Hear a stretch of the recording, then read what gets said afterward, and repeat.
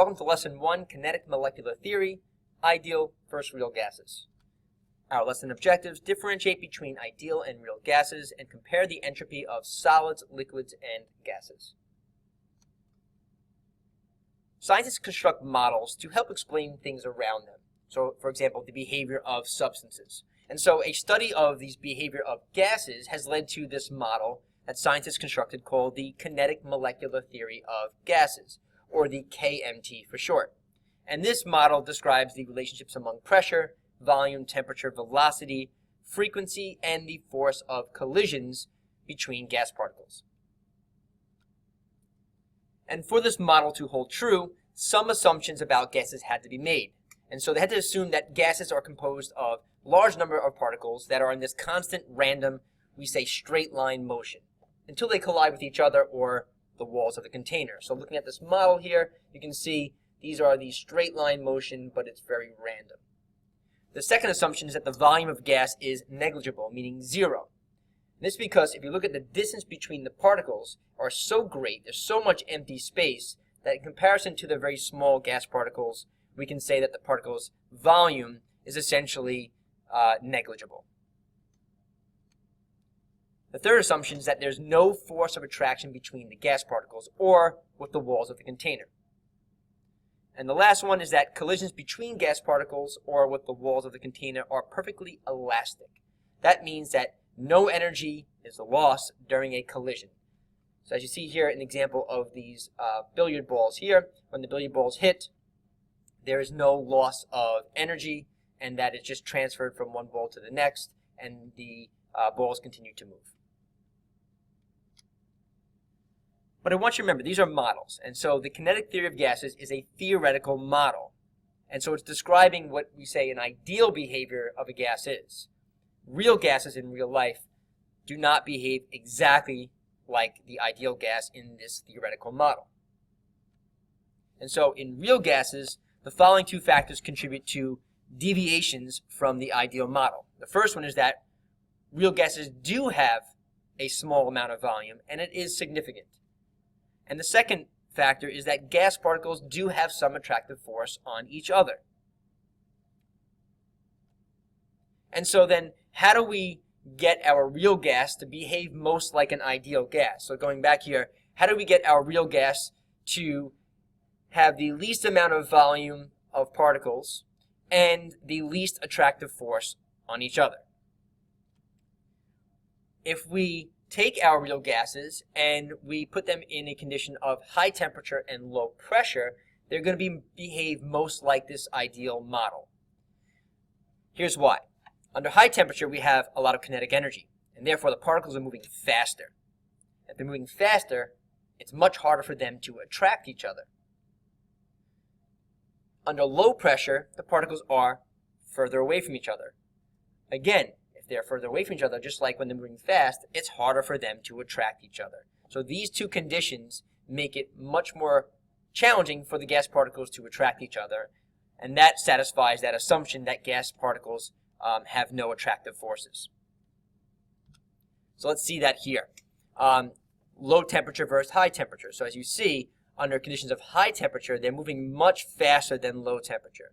And so it's much harder for these particles then to attract each other if they're moving so fast. Because remember, the attractive force would have to overcome the kinetic energy.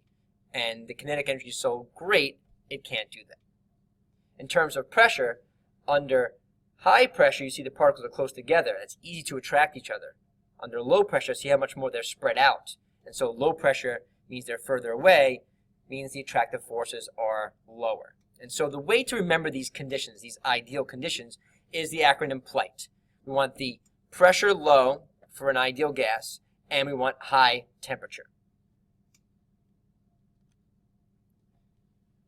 Conversely, gases will be least like an ideal gas, or we say they deviate or stray from the ideal conditions under the opposite, under low temperature and high pressure. Because the temperature is low, they're moving slower, which means it's easier for them to attract each other. And the same thing under high pressure, they're closer together. Again, it's easier for them to attract each other. So here's a summary of the ideal gas conditions versus the real gases. And so again, PLIGHT, pressure low, high temperature, tells us how do we get these real gases to behave most like an ideal gas. So here's an example we would see of a question pertaining to this topic. Under which conditions of temperature and pressure would helium behave most like an ideal gas? So that's our plight. We want the pressure low and we want the high temperature. So high temperature would be either choice C or D. This is much higher than 50. And then we want the low pressure. So 20 kilopascals is much lower than 600 kilopascals. And so choice C would be our answer. High temperature, low pressure. Least attraction between the gas particles. Now, as these particles are moving around, they're hitting the sides of the container, whatever it may be. So in this case, it happens to be a balloon. And so when they hit the container, they're applying force to the container, or in this case, the balloon itself. And so that force is called gas pressure. And we measure that in this class with either kilopascals or ATM, which is atmospheres. And so the relationship between these two is on table A, where we have 1 atmosphere equals 101.3 kilopascals. So if I had 2 atmospheres, it would be 2 times that. What are the factors that affect gas pressure? Well, first is the amount of gas, how many moles of gas I have. If I add more gas particles, I'm going to have a higher pressure. Increasing the amount will increase that pressure, and obviously then the opposite. If I decrease the amount of gas particles, the pressure will decrease. And that's the case with our tires. When we fill up our tires, we're adding more gas in there, and so therefore we're increasing the pressure, and that's why the tire pressure goes up. Temperature. If we increase temperature, pressure goes up. If we decrease temperature, pressure goes down. And we can see this on a cold day, much like what's going on in the winter right now. If the temperature is colder, we see that our gas pressure will decrease, and maybe your pressure light will go on in your car. And lastly, volume. Decreasing volume will increase pressure. So when I squeeze a balloon, I decrease the volume, pressure goes up, and sometimes the balloon will pop. And then obviously conversely, if I increase the volume, the pressure is going to go down. So let's check your understanding. Can you differentiate between ideal and real gases? The last thing I want to talk about is something called entropy. Entropy is a measure of the number of different possible arrangement of atoms. We call these things microstates. How many different ways can I arrange something?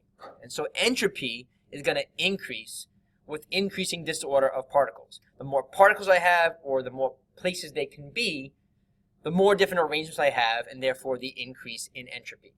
For example, if I have 4 different particles, how many different ways can I arrange them? Well, if I have 2 places they could be, I can arrange them in all these different possible combinations, or all these different microstates. And so the more particles I have, the more arrangements I would have, and the more boxes I have, the more arrangements I could have. So when we compare states of matter, if you look at solid versus liquid versus gas, if you look at the entropy, solid, since they're all kind of put together, there's only a few different arrangements I could have in this solid form. As I go to a liquid, since they're more spread out, now there's more possible arrangements or microstates I could have, so entropy starts to increase. So this disorder, this messiness, starts to increase. And then if you look at a gas, they're even more spread out, so there's more possible ways I could have these particles arranged in this space, and so the entropy is really high. So entropy increases from solid to liquid to gas. And if you look at all the other things we've learned this year, particle arrangement, intermolecular forces, shape, and volume, these are all things we've learned throughout the course so far. So solids, they are very ordered, close together, and they're vibrating in place. Liquids, less ordered, meaning more entropy, and we can flow around each other. And then obviously in gases, they are the furthest apart. And so what's holding solids together? Higher attractive forces, and then gases have the least attractive forces, therefore they are spread out the most.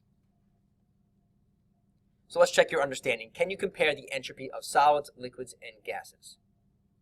At this point, you should be able to differentiate between ideal and real gases and compare the entropy of solids, liquids, and gases.